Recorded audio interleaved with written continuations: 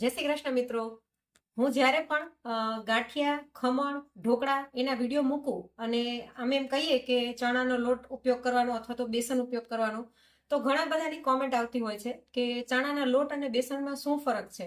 અને મેં ઘણી વખત આનો રિપ્લાય પણ આપ્યો છે, પણ ઘણા સમયથી વિચારતી હતી કે આનો એક અલગ વિડીયો જ બનાવી દઉં જેથી બધાને આઈડિયા આવે. તો આજે આ વિડીયોમાં હું તમને ચણાનો લોટ, બેસન અને સત્તુ એ ત્રણેયમાં શું ફરક છે એના વિશે જણાવીશ. અને આ માહિતી મેં અહીં જે અમારે ત્યાં લોકલ ફરસાણની દુકાન છે એમની પાસેથી મેળવી છે કે એ લોકો શેમાં ઉપયોગ કરતા હોય છે અને કઈ રીતના એ લોટ તૈયાર કરવામાં આવતા હોય છે. તો 99% માહિતી સાચી છે, પણ છતાં તમને આના વિશે વધારે કંઈક ખબર હોય તો તમે મને કોમેન્ટમાં જણાવી શકો છો. તો સૌથી પહેલા આપણે જોઈએ કે બેસન.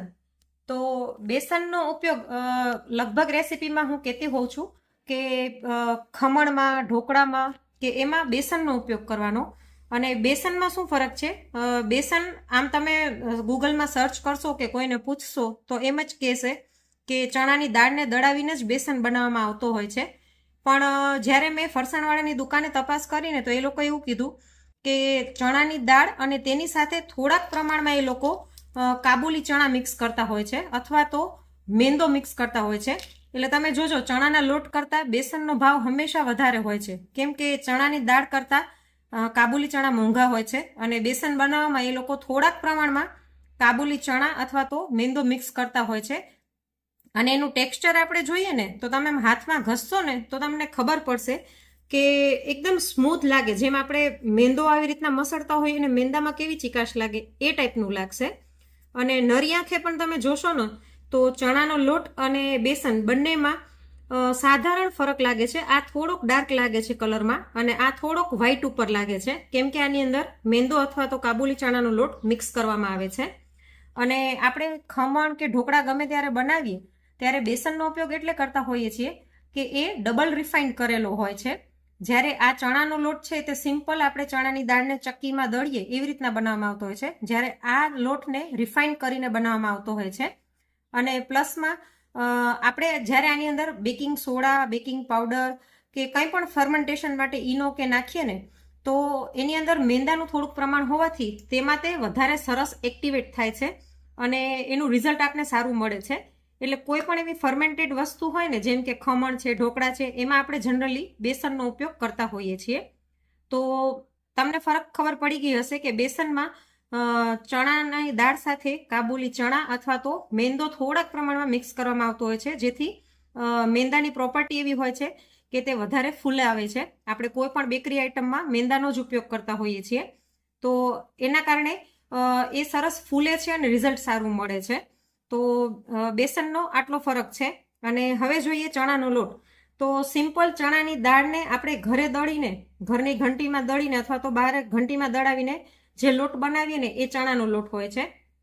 આનો ઉપયોગ આપણે ગાંઠિયા, ભજીયા વગેરેમાં કરતા જ હોઈએ છીએ, પણ બને ત્યાં સુધી ખમણમાં ચણાનો લોટનો ઉપયોગ નથી થતો હોતો. અને ચણાના લોટને તમે સહેજ આવી રીતના મસળીને જોશો ને તો આના કરતાં પ્રમાણમાં સાધારણ તમને કરકરા જેવો લાગશે. હોય છે બંને લોટ લીસા જ, પણ બંને લોટને તમે જ્યારે સાથે અડશો ને તો તમને આઈડિયા ખબર પડશે કે આ સાધારણ કરકરા જેવો લાગે છે અને આ એકદમ સરસ લીસો મેંદાનો લોટ હોય એવો લાગે છે. અને તમને કલર ડિફરન્સ પણ સાધારણ દેખાઈ રહ્યો હશે. ઝીણી આંખે તમે જોશો તો આ થોડોક ડાર્ક લાગે છે, વધારે પીળા જેવો લાગે છે. અને જ્યારે આ લોટ છે તે થોડોક આના કરતાં લાઇટ કલરનો છે, સફેદ જેવો લાગે છે. તો આ ડિફરન્સ છે ચણાના લોટ અને બેસન બંનેમાં. અને કઈ કઈ વાનગીમાં શેનો ઉપયોગ કરવો એ પણ મેં તમને જણાવી દીધું છે. અને હવે જોઈએ સત્તુ. સત્તુ શું છે? દેખાવમાં આ પણ ચણાના લોટ જેવો જ લાગે છે, પણ સત્તુ છે તે દાળિયાની દાળને પીસીને બનાવવામાં આવતો હોય છે. આપણે ગુજરાતમાં આનો ખૂબ ઓછો ઉપયોગ થાય છે, પરંતુ ઉત્તર પ્રદેશ, મધ્યપ્રદેશ એ બાજુ સત્તુનો ઉપયોગ ખૂબ જ વધારે પ્રમાણમાં કરવામાં આવતો હોય છે. મેં પણ તમારી સાથે સત્તુનો ઉપયોગ કરીને પરોઠા, એનર્જી ડ્રિંક ઘણી રેસીપી શેર કરેલી છે, જે તમને અહીં સ્ક્રીન ઉપર દેખાઈ રહ્યું છે. અને એની લિંક પણ હું તમને નીચે ડિસ્ક્રિપ્શન બોક્સમાં આપી દઈશ, તો તમે એના પરથી એ રેસીપી જોઈ શકશો. અને સત્તુનો ઉપયોગ તમે લાડુ બનાવવામાં પણ કરી શકો છો. તો આ ચણાનો લોટ, બેસન અને સત્તુ એકવાર જોઈએ આપણે તો બધા સરખા જ લાગે, પણ પછી મેં તમને કીધું કે એમાં બધામાં ડિફરન્સ શું રહેલો હોય છે. તો બેસનનો ઉપયોગ કઈ કઈ વાનગીમાં કરવો, જેમ કે આપણે જે વસ્તુને ફૂલાવવી હોય, ઢોકળા છે, ખમણ છે, એવા બધામાં બેસનનો ઉપયોગ થતો હોય છે. ગાંઠિયામાં પણ બેસનનો ઉપયોગ કરતા જ હોઈએ છીએ. અને તેની સાથે ચણાનો લોટ છે. ચણાના લોટનો ઉપયોગ આપણે ભજીયામાં, ઢોકળામાં એમાં કરતા હોઈએ છીએ. અને સાથે જ બ્યુટી ટીપમાં જે ફેસ પેકમાં લોટ વાપરવામાં આવતો હોય છે ને, એ ચણાનો લોટ જ ઉપયોગ કરવામાં આવે છે. એમાં બેસનનો ઉપયોગ નથી કરવામાં આવતો. અને સાથે સત્તુ, જેનો ઉપયોગ આપણે ઓછો કરીએ છીએ, પણ એનર્જી ડ્રિંકમાં અને પરોઠામાં ઉપયોગ થતો હોય છે, એ પણ મેં તમને જણાવ્યું. તો આ બધી માહિતી મેં અહીંના ફરસાણવાળા પાસેથી મેળવેલી હતી. એટલે આશા રાખું છું કે તમને આ માહિતી ઉપયોગી લાગી હશે. અને હજી જો આના વિશે તમે કંઈક વધારે જાણતા હોય તો તે પણ મને કોમેન્ટ કરીને જણાવી શકો છો.